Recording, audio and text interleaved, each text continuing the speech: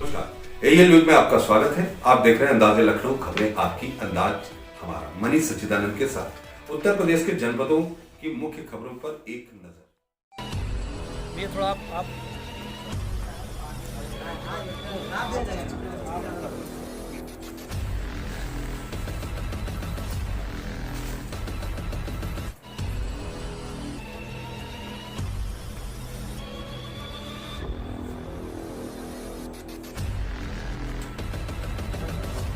ये बनाओ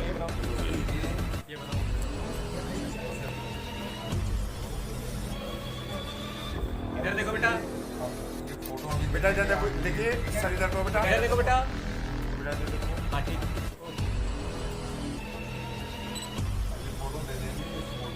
को लेकर जो आपने बोल दिया उसका क्या सा पूरा मामला? ये श्लोक 9 साल के ये बच्चा है। कल हमारे पास आए थे ये अपनी चाची के साथ में। इनके साथ जो जीवन में हुआ, इनके माता पिता गुजर गए। पहले पिता गुजर गए थे, उसके बाद में इनकी माता की कोविड के दौरान मृत्यु हो गई थी, ऐसा बताया गया। तो ये अपने नाना के यहाँ पर रह रहे थे। नाना इनके पालन कर रहे थे, लेकिन उनके नाना की डेथ भी हो गई। तो नाना की इकलौती बेटी थी इनकी मदर।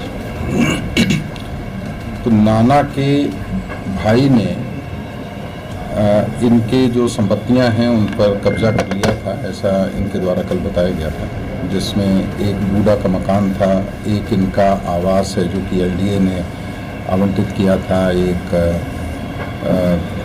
एलडीए की दुकान थी और कुछ जेवरात थे। तो नाना ने इनके नाम रजिस्टर्ड वसीयत कर रखी थी। उसके आधार पर हमने जो तात्कालिक कार्यवाही करते हुए इनको जो डूडा का आवास है वो इनको तुरंत दिलाया है, और बाकी इनके जो आवास एलडीए के द्वारा आवंटित था और जो दुकान एलडीए के द्वारा आवंटित थी, उस पर एलडीए को बोला है कि वो प्रक्रिया पूरी करके उस रजिस्टर्ड वसीयत के आधार पर इनके नाम किया जाए। तत्काल उन लोगों को रिलीफ दिलाया जाए जिसके वो हकदार हैं।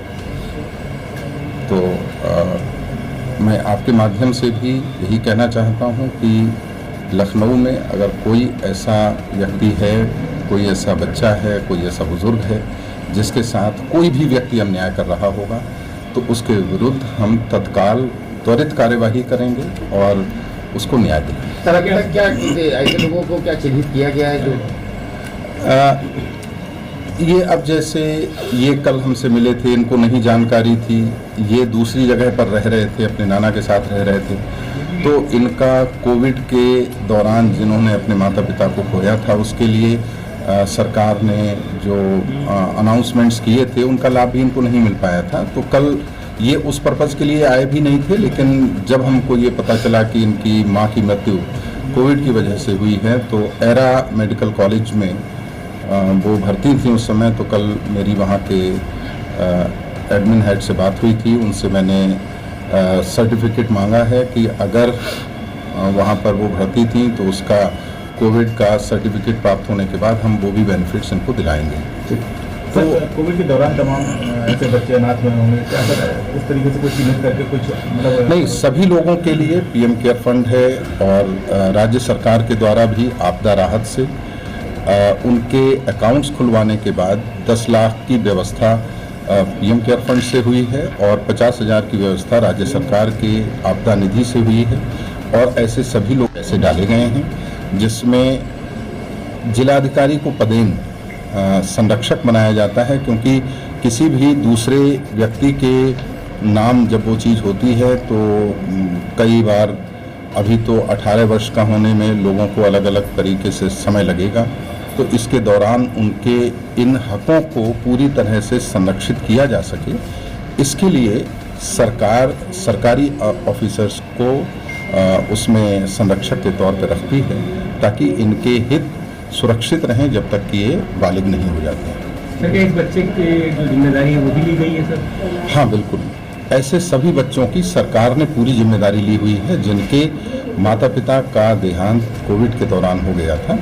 उनके लिए 10 लाख रुपए का बैंक अकाउंट में एक एफडी कराया गया है। उसके अलावा प्रति माह ऐसे बच्चों को 4,000 रुपए का अनुदान भी दिया जाता है, प्रति माह वो दिया जाता है, यहाँ से भी दिया जा रहा है। सर, के कोई केयरटेकर बनाए गए हैं ऐसे बच्चे जिनका माँ बाप नहीं है, गुजर गए हैं? हाँ, नॉर्मली उनके कोई जो परिवार के या रिश्तेदार हैं उनके साथ वो लोग रहते हैं। अगर कोई इस तरह की कंडीशन में होता है जिसका कोई रिश्तेदार भी नहीं है या कोई उन्हें रखने के लिए तैयार ना हो, तो हम लोग उनकी पूरी केयर करते हैं।